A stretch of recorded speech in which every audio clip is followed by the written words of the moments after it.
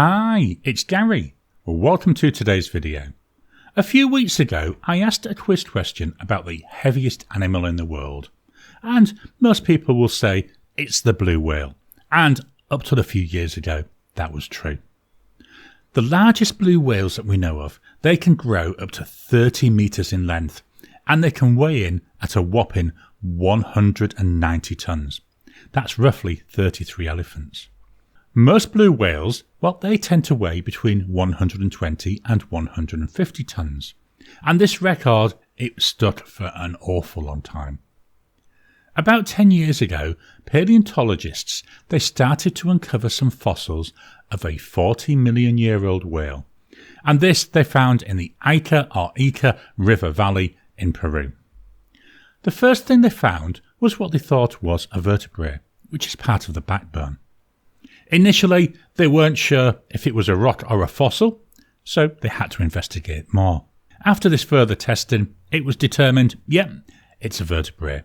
And not only that, it's a big one.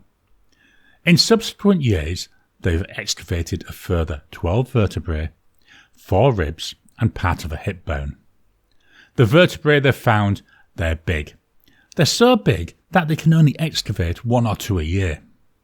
These vertebrae, they're best described as being about the size of a beer barrel, and they weigh in at over 100 kilograms each.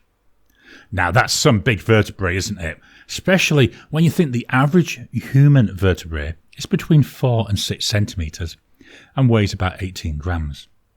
The ribs that they've found, they measure in at 1.4 metres in length.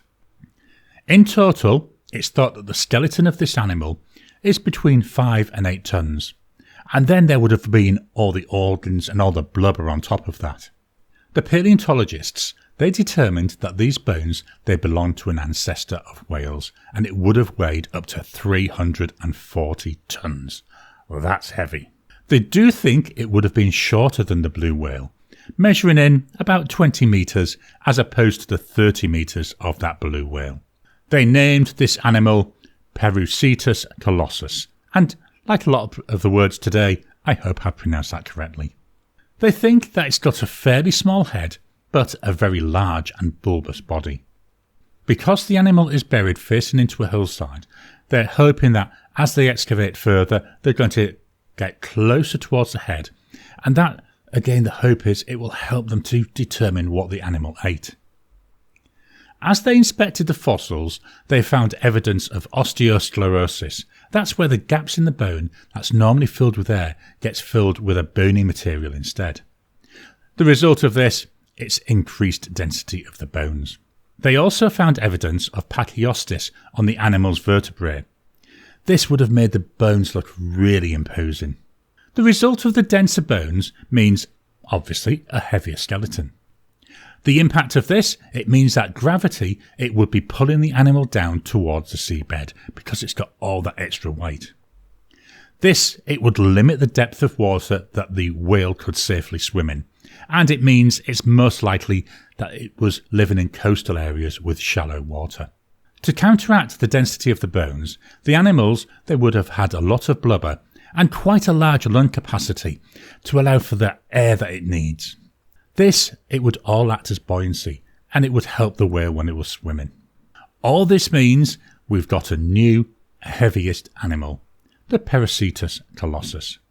This 40 million year old extinct animal would have weighed between 2 to 3 times that of our current blue whales. And as more of this whopper is excavated, expect more details into its diet and its shape. So this, it's a big animal. I don't know about you, I certainly wouldn't want to meet one on a dark evening.